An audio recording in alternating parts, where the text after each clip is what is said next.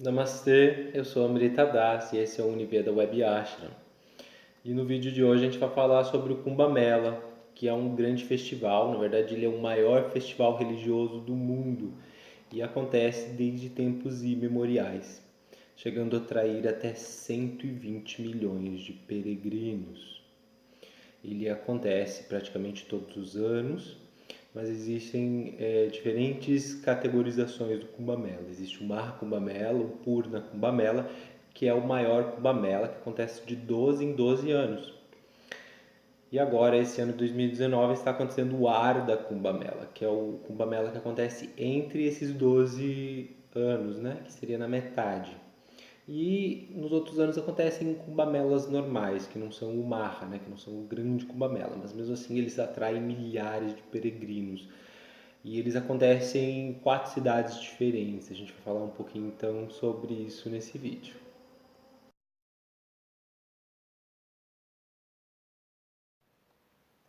Então eu queria começar contando um pouquinho sobre o aspecto astrológico do Kumbh-mela, que ele está muito relacionado aos alinhamentos planetários. Como eu já comentei, ele acontece em 4 cidades diferentes, em Haridwar, Prayagraj, Nashik e Ujjain. E de acordo com os alinhamentos astrológicos, ele vai acontecer em uma cidade ou na outra. Então eu vou falar aqui um pouquinho, né? Quando acontece em Haridwar, é quando o alinhamento está Júpiter em Aquário e Sol em Áries. Isso ocorre lá pelo mês de março e abril, que no calendário hindu é o mês de Chaitra.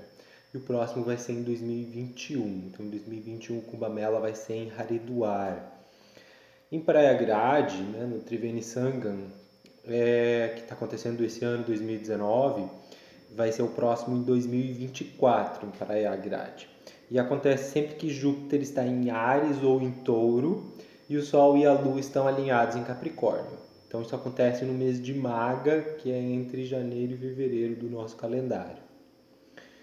Em Nashik, mais no centro-sul da Índia, no estado ali do Maharashtra, que é na beira do rio Godavari, acontece quando Júpiter está em Leão e o Sol está também em Leão. Ou numa outra, né, posição astrológica que seria Júpiter e o Sol, a Lua em Câncer.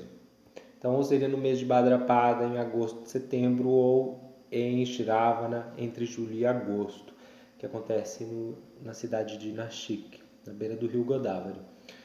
Em Ujjain, né, a cidade sagrada de Ujjain, antiga Avanti, acontece quando Júpiter está em Leão e o Sol está em Áries, no mês de Vaishaka, que é entre abril e maio. Ou então, quando Júpiter, o Sol e a Lua se alinham em Libra, que isso acontece no mês de Kartika, que é entre outubro e novembro.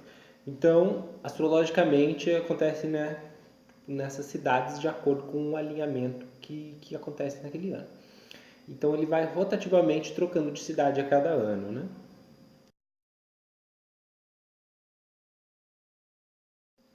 Então a grande atração do Kumbh Mela, que atrai milhares de peregrinos hindus de diferentes linhas do hinduísmo, tanto linhas Vaishnavas quanto linhas Shivaístas e Tântricas, todas elas se reúnem, esquecem as suas diferenças ideológicas, filosóficas e ritualísticas e se unem para congregar então um banho sagrado que astrologicamente se então acredita que o Amrita, o néctar da vida, o néctar da imortalidade, ele, ele está presente na água do rio sagrado naquele momento astrológico com uma intensidade muito maior do que o usual. Então é um momento que acredita-se que o banho ele purifica a sua alma, ele te leva para um processo de uma catarse também, de uma purificação, né?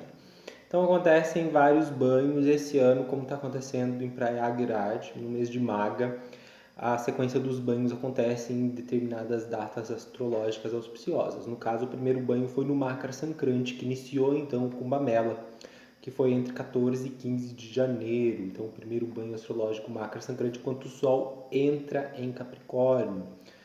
E aí, daí o Paisha Purnima, que é a lua cheia do mês de Pusha, o Ekadasi do mês de Pusha, e aí tem o banho do Mauni Amavasya, que é um banho também muito importante, que é na lua nova, que se faz o jejum de palavras, o mauna, né? Um silêncio, né? Você só vai falar mantras sagrados e pronunciar, digamos assim, ensinamentos espirituais, senão você vai manter um jejum, né? Esse é um dia de você ficar em silêncio. Então é um dia também que eles fazem um banho sagrado no rio Ganges, ou no caso em Prayagraj, aqui, né? Aí dia 10 de fevereiro é o Basanta Panchami, o primeiro dia da primavera, também é bem importante o banho desse dia, o Magha Ekadasi e o Magha Purnima. E aí vai terminar com o último banho no Mahashivaratri, que é em dia 4 de março de 2019. Então que é a grande noite do Senhor Shiva, que marca o encerramento final dos banhos do Kumbh Mela. O banho chama-se Shara Snan, que significa o banho do rei. E milhares de peregrinos se reúnem de várias linhas diferentes para tomar então o banho sagrado junto e celebrar então toda essa beleza, toda essa cultura, toda essa ancestralidade da tradição.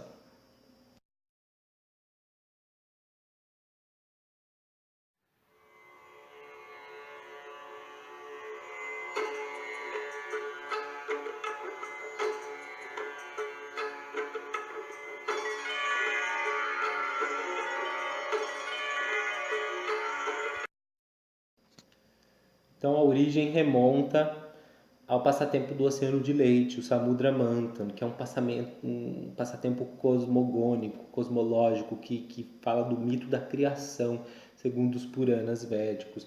E ele conta então que antes dos Devas criarem a humanidade e o mundo como a gente conhece hoje, os semideuses, né, os seres celestiais, eles já povoavam os planos superiores da existência. E tinha um rishi, Durvasa Muni. Durvasa Rishi é um sábio muito santo, mas também de um temperamento muito difícil, né? Facilmente irritado. E ele então foi honrar o Senhor Indra, né? Que é o rei dos semideuses, o rei dos seres celestiais, o rei dos Devas, o rei de Swargaloka, né? Dos planetas celestiais. E ele foi fazer uma honra então a Indra, e ele ofereceu uma guirlanda de flores a Indra. Só que Indra, ele às vezes demonstra uma certa arrogância, né? E ele não deu muito valor àquela guirlanda. Ele meio que colocou a guirlanda no seu próprio elefante, como uma... Não mostrou interesse, né, na honra que ele estava recebendo. Ele meio que desdenhou Durvasa. E aí Durvasa amaldiçoa Indra, né? Durvasa ele é famoso pelas suas maldições. E ele amaldiçoa Indra que Indra iria perder o seu reino, iria perder o seu poder e a sua riqueza, a sua prosperidade, que Lakshmi iria abandonar ele. E Lakshmi é a deusa da fortuna e da vitória, né? Então Lakshmi, ela ainda não é, na verdade, manifesta, né? Como a deusa, como ela se manifesta, como a gente a conhece hoje, né? Mas como princípio ela já existe.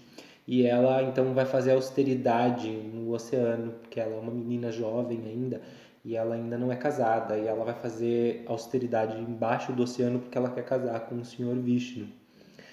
E aí então ela abandona, né, Indra, né? Indra fica sem poder, sem riqueza, sem, né? E com isso os Ashuras, os inimigos dos Devas, os demônios, eles atacam Swargaloka. E como Indra está sem poder, ele acaba perdendo o seu reinado, né? E aí Indra e os Devas, os semideuses, eles vão recorrer então ao Senhor Brahma, que é o pai da criação, que está, digamos assim, o progenitor, né, dos semideuses e da humanidade. E aí Brahma, né, Pitamaha, ele fala que somente Vishnu poderia então ajudar os Devas a reconquistar Swargaloka, o paraíso celestial. E aí então Vishnu então assegura então aos Devas que ele vai ajudar. E aí para isso eles pegam uma grande montanha, que é a montanha que é o eixo da criação, né? A criação foi feita em cima, baseada nessa montanha, que é chamada montanha do Meru, ou Mandara, né? Uma montanha sagrada, o Monte Meru.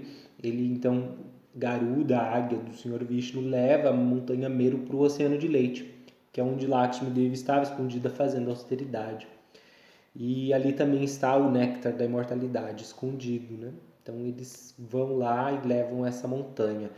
E aí Vishnu fala para os Devas e para Indra que eles precisam fazer uma aliança com os Ashuras, que eles precisam fazer amizade com os Ashuras, e os dois vão ter que trabalhar em conjunto, né? E eles amarram então a serpente Vasuki, que é a serpente cósmica, em volta da montanha Meru, e cada um puxa de um lado puxam os devas, de outro puxam os demônios.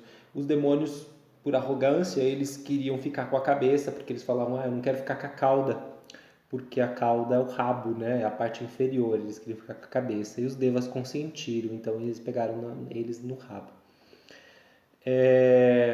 E aí então eles começaram a bater o oceano, mas a montanha afundou no oceano, né? Ela era muito pesada. Então o Vishnu, o próprio Senhor Vishnu, ele assume a forma de uma tartaruga, que é um avatar de Vishnu Kurma, e ele entra embaixo do oceano de leite, né? Embaixo da montanha, e segura, sustenta a montanha Meru em cima do seu casco. Então é dito que a criação ela se dá aí, né? Tipo de uma tartaruga, né? No oceano, e em cima dela uma montanha. E então começou a sair um grande veneno do oceano, um grande veneno que estava, digamos assim, para matar tudo, destruir toda a humanidade antes de ser criada, toda a criação, né, antes de ser criada. E esse veneno rala, o Vish. Então todo mundo estava meio que já intoxicado por ele, e aí eles pediram ajuda ao Senhor Vishnu, Mahadeva, né, que era o único que podia sorver o veneno e não ser intoxicado, não ser prejudicado por ele. Então Vishnu, o Deva da destruição, sorve esse veneno, rala, né, e guarda ele na sua garganta. Por isso que Shiva, é conhecido como aquele da garganta azul, Nilakanta, né, porque ele guarda o veneno na garganta, né? Ele tem um poder muito grande de transmutação. Tá, aí beleza, eles continuaram batendo o oceano de leite, né? Aquela montanha gigante no oceano de leite. E aí começou a sair muitas coisas dali. É dito que a lua saiu dali, que é o Soma, né? O Somarasa. Kamadeno, que é a vaca sagrada que realiza desejos. As Apsaras, as dançarinas celestiais. Varuni Sura, que é a deusa do álcool, da bebida alcoólica. O elefante Airavata, que é o elefante branco de Indra. O cavalo Chaijravas, que é um cavalo alado. Lakshmi Devi também, a deusa da fortuna, sai, né, do oceano e casa com o Senhor Vishnu. A própria concha de Vishnu, o arco de Vishnu também saem desse passatempo. Os brincos que foram presenteados à deusa Aditi, o guarda-chuva de Varuna, Giesta, a deusa da discórdia, a deusa da desgraça, também surge aí. Então vários elementos, né, míticos saíram daí. Kalpavriksha, Parijata, que é a árvore que realiza desejos. Então vários elementos, né, míticos, é dito que foram criados desse passatempo, né, desse batimento do oceano de leite. E aí surge então o Kumbha, né? Surge Dhanvantari carregando o Kumbha, que é o jarro com o Amrita, o néctar da imortalidade, o Somarasa, né? E aí esse Kumbha é o que representou hoje na que a gente conhece como a constelação de Aquário, né? Um homem com um jarro na mão jorrando aquele néctar da imortalidade. Então Dhanvantari também é um avatar de Vishnu, né? E ele vem carregando o Kumbha. E aí quando os deuses e os demônios veem o Amrita, né? Vem aquele jarro com o Amrita, eles começam a lutar para conseguir o Amrita. E eles lutam durante 12 dias. Durante 12 dias dos Devas, que corresponde para nós em 12 anos. Que cada dia para eles é um ano para nós. Então eles lutaram durante 12 dias e corresponde aos 12 meses do ano. E eles lutaram, então, nesses 12 dias pelo néctar da imortalidade, pelo Amrita, né? E nisso caíram essas 4 gotas desse Amrita na Terra, né? Caíram especificamente, no caso, na verdade foram 12 gotas, né? Mas hoje a gente só lembra de 4. E esse néctar, ele era o próprio néctar da imortalidade, né? Então, quem bebesse dele atingia a imortalidade. Então, Mohini, né? Um outro avatar de Vishnu aparece em cena, e ela então seduz os demônios, os devas, né? E ela pega o Amrita e distribui então o Amrita para os dois, né? Mas na verdade ela está enganando os demônios, porque na verdade ela não distribui o Amrita para os demônios, ela distribui o Varuni, o álcool, né? E os demônios eles não percebem porque eles estão enfeitiçados pela beleza de Mohini. Mohini era uma mulher muito bonita, muito sedutora. Então os demônios não percebem, mas tinha um demônio muito astuto, que é Rahu, né? Rahu, então ele percebe e aí ele vê que tem uma coisa estranha, né? Que os devas bebem e ficam brilhantes, rejuvenescem, né? Ficam vigorosos, e os Ashuras bebem e ficam embriagados, entorpecidos, né? E aí ele vê uma coisa estranha ali, ele finge, né? Ele tem poder místico, ele se transforma num semideus e ele entra na fila dos devas, né? E aí ele prova do Amrita de verdade, né? E ele se torna a cabeça imortal, mas os devas, o Sol e a Lua, percebem que ele é um demônio e aí corta a cabeça dele. E aí então se torna uma cabeça imortal e um corpo morto, que se torna na astrologia o que a gente conhece como Uraho e Ketu, e perseguem a Lua e o Sol, porque denunciaram eles, né? Por isso a gente conhece eles como os planetas dos eclipses, aqueles que cobrem os eclipses. Bom, esse é um passatempo, eu quis contar, eu resumi um pouco ele, porque ele é bem extenso e bem detalhado, ele é cheio de simbolismo astrológico, e, e ele revela então a origem do Kumbamela, porque ele vem exatamente dessas gotas de Amrita que caem, no caso que hoje a gente conhece como Índia, né, na Terra, em 12 lugares, mas que hoje a gente ainda preserva 4 com o grande festival, a grande feira, o grande banho sagrado do Kumbamela.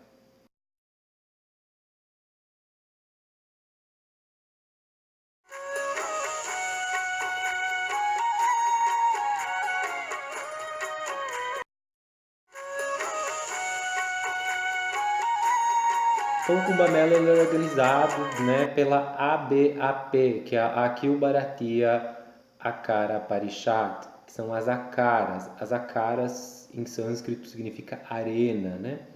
E ela é a congregação dos sannyasis, dos sadhus, né? Então, as várias linhas hindus, elas têm a cada uma a sua akara, né? Que é a reunião dos sadhus, dos sannyasis.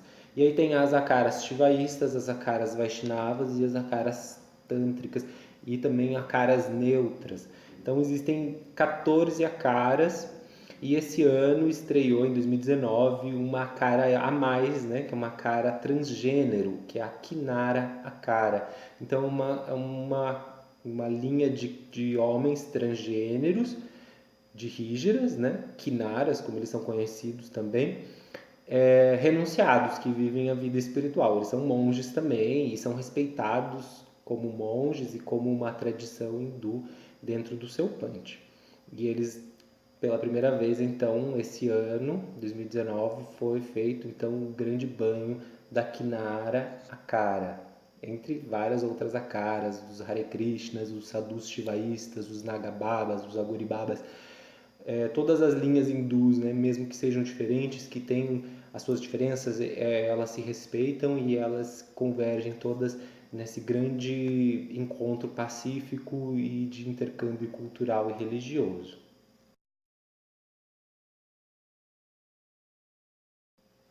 Mas talvez a maior novidade desse Kumbh Mela de 2019 é que pela primeira vez em 450 anos foi reaberto o Panchakoshi Yatra, que é um parikrama, que é um yatra, uma peregrinação que foi proibida por Akbar, né? O imperador islâmico Mughal da Índia medieval, ele proibiu essa peregrinação 450 anos atrás.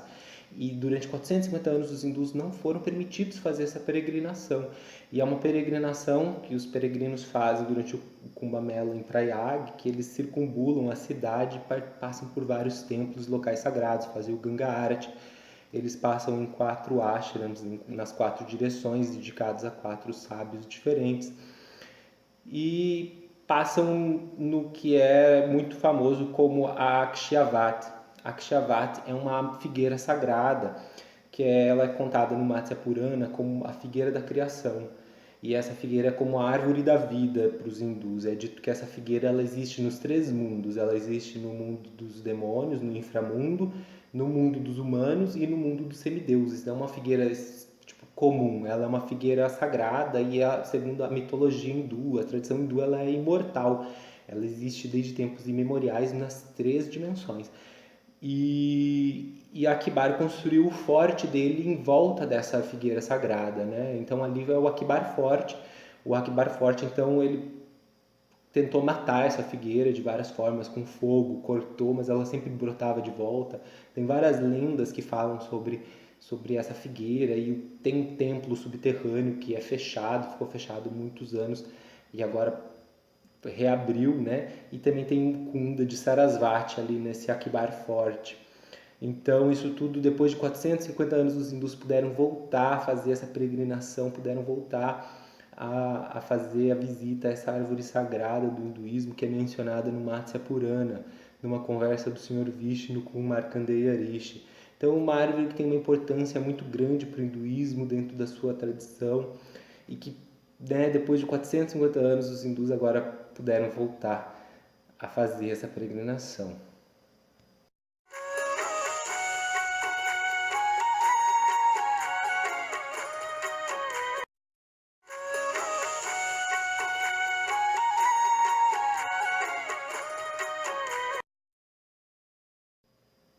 Mas 2019 trouxe muitas novidades, né? Primeiro, o nome original, né, foi restaurado, né?